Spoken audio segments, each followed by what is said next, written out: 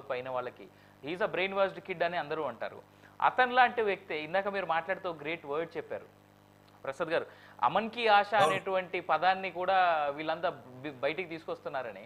రాజ్దీప్ సర్దేశాయ్ లాంటి ఒక ఒక renowned brain washed deep state kid ఎవరైతే ఉన్నారో ఆయన కూడా అమన్ కి ఆశ ఇంకా లేదు నాలో, this is going know where అని చెప్పేసి ఒక మాట అన్నాడు ఇవాళ. So like minded of him who is a supporter of who is a supporter of anti India, అతని స్టేట్మెంట్లే ఇలా ఉంటే మనం ఎలా చూడాలి?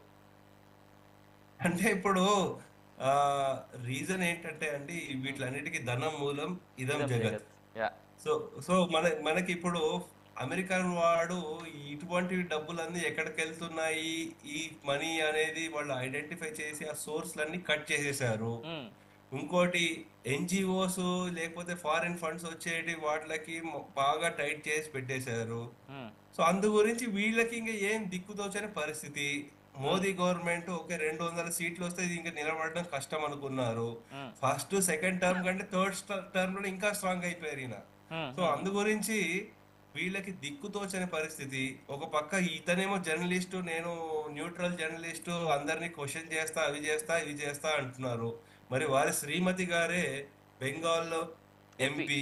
మరి అక్కడ మరి అంత అంత దేశ వ్యతిరేక చర్యలు అక్కడ జరుగుతుంటే ఈయన అన్ని అసలు ఏం మాట్లాడకుండా కామ్గా కూర్చుంటున్నాడు.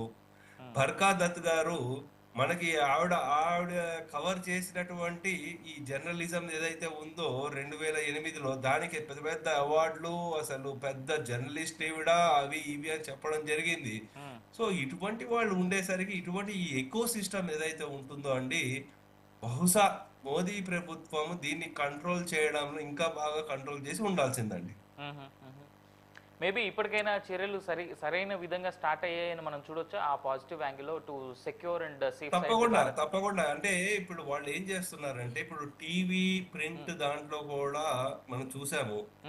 మన హిందూ పేపర్ అంటుంది, ద హిందూ. అవును. దాంట్లో దగ్గర దగ్గర 1888లో ఎస్టాబ్లిష్ చేసి ద హిందూ అని పేరు పెట్టుకున్న పేపరు, 140 సంవత్సరాల చరిత్ర ఉన్న పేపరు పాకిస్తాన్ వాడు టైట్ చేసేదాడు అని దాని హెడ్లైన్ లో ఇచ్చాడు. కానీ మోదీ గారు ఏం మాట్లాడారు, ఇంగ్లీష్ లో ఎందుకు చెప్పారు అని ఎక్కడ ఇవ్వలేదు. సో వాళ్ళ ఆలోచన ధోరణి ఇంకా మారదు అది. సో అందు గురించి వాళ్ళకి ఏంటంటే, ఒకసారి వాళ్ళకి మోదీ వ్యతిరేకత మైండ్ లో పడిపోవడం చేత దేశ వ్యతిరేక చర్యల కన్నా వాళ్ళు ముందుకెళ్తున్నారు. సో దాన్ని కూడా వెనకడుగు వేయట్లేదు వాళ్ళు.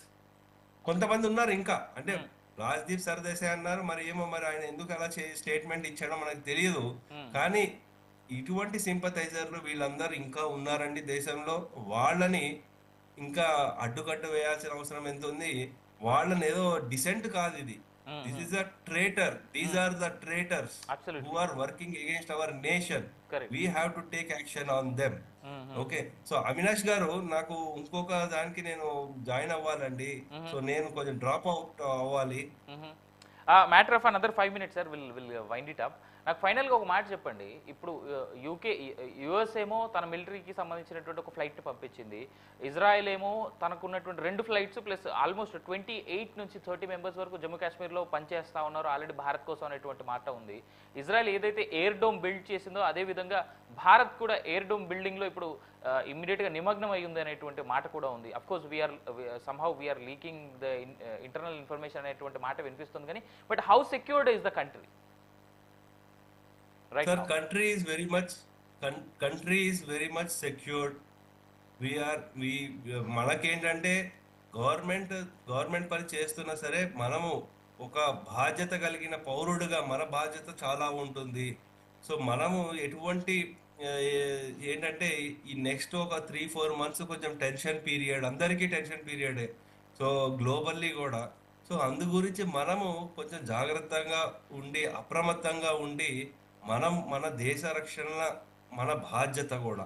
సో మనకేంటంటే, మనం ఎప్పుడు సరే మనం మతాలు, మనం కులాలు ఇవి, లేకపోతే వీడు డబ్బున్న వాడా, లేకపోతే ఈ ప్రాంతం వాడా, లేకపోతే మన భాష కాదా, ఈ దాంట్లో పడిపోయి మనం దేశం గురించి మర్చిపోతున్నాము.